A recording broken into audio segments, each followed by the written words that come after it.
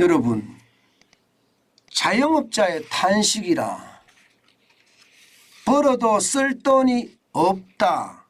이 말이 무슨 말일까요? 일단 이 지표를 먼저 한번 보시지요. 예. 보시는 것처럼 자영업자 DSR 70% 이상 가구 수입니다. 38만 8,387가구예요. DSR이라는 게 총부채 원리금 상환 비율을 말하죠. 예.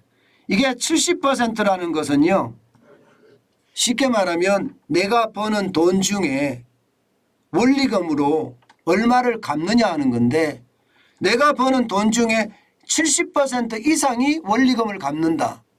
그러면 내가 쓸 돈은 30%가 안 된다는 이야기잖아요. 내가 쓸 돈은. 내가 쓸 돈이 30%가 안 되는 사람들이 38만 8,387가구라는 겁니다. 자영업자 분들 중에 말입니다. 이야, 진짜 심각하죠. 진짜 심각합니다. 저는 이것을 보면서요, 야, 이래도 괜찮을까? 저는 그런 생각을 많이 합니다. 여러분, 자영업자 전체가 몇 명이나 될까? 600만 명이요? 600만 명이 되는데요. 그중에 무급가족 종사자를 빼면요, 한 540만 명 정도 될 겁니다. 그럼 540만 명, 550만 명이라고 하면 지금 DSR이 70% 이상이 넘는 가구 수 38만 8,337가구라고 예상을 했을 때 여러분 몇 퍼센트나 됩니까? 한 7% 됩니까? 7%. 7% 정도 되죠. 그러면 7%면 여러분 이게 굉장히 충격적인 숫자라고 저는 봅니다. 예. 7%라는 숫자는요, 자영업자들이 벌어도 쉽게 말하면 쓸 돈이 없는 사람이 천지라는 겁니다. 여러분, 이 지표 한번 보세요. 예. 내가 벌은 돈 중에 70%를 빚 갚는 데 쓴다. 예. 그 사람들이 38만 8,387가구다. 충격적이죠. 이게 자영업자들이 어렵다 제가 진짜 많이 말씀을 드렸어요. 그런데 이렇게 DSR이 70% 이상인 비중이 이렇게까지 많을 줄은 진짜 몰랐네요. 38만 8,387가구가 그냥 벌어서 빚 갚는다는 거예요. 빚 갚는다. 70% 이상이니까. 예. 그 정도로 자영업자들의 어떤 지표가 굉장히 좋지 않습니다. 굉장히 좋지 않습니다. 예상했던 것보다가 훨씬 더 나빠진 거예요.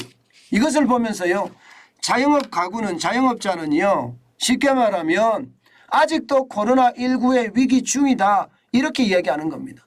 아직도 코로나19의 위기 중이다. 그만큼 상황이 굉장히 나쁘다, 이렇게 이야기합니다. 그런데 문제는 여러분, 여기에서 끝나지 않습니다. 이게 소득이 적으면 적을수록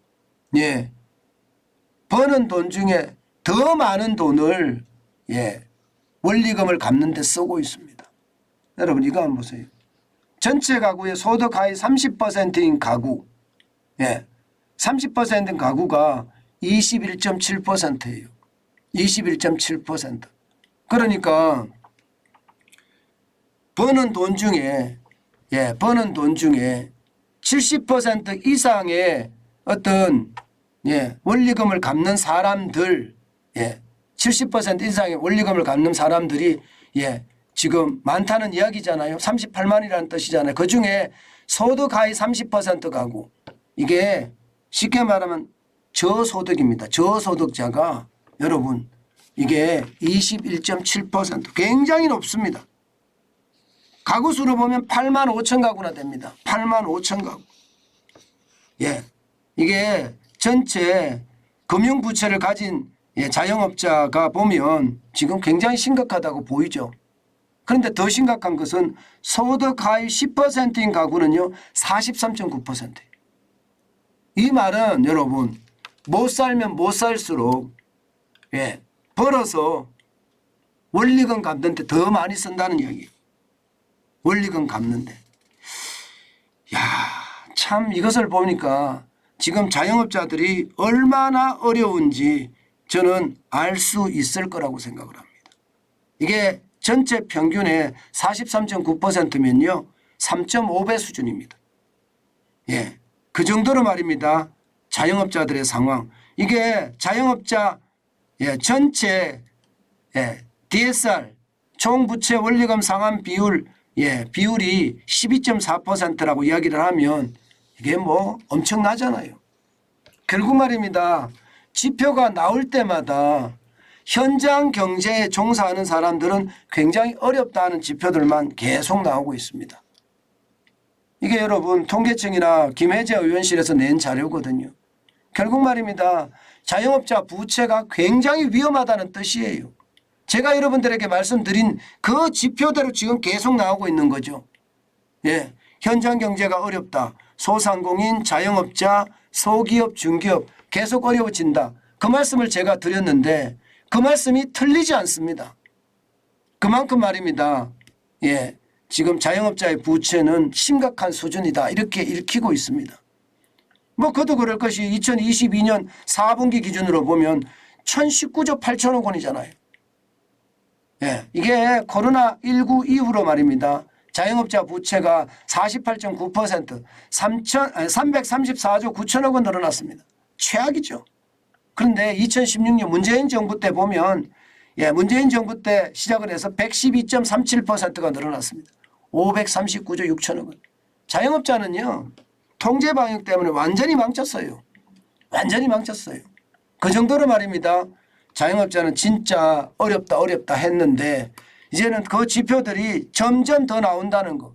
개선된 지표가 나와야 되는데 더 악화된 지표가 나온다는 게 결국은 현장 경제나 실물 경제가 더 나빠진다는 것을 그대로 이야기하고 있는 겁니다.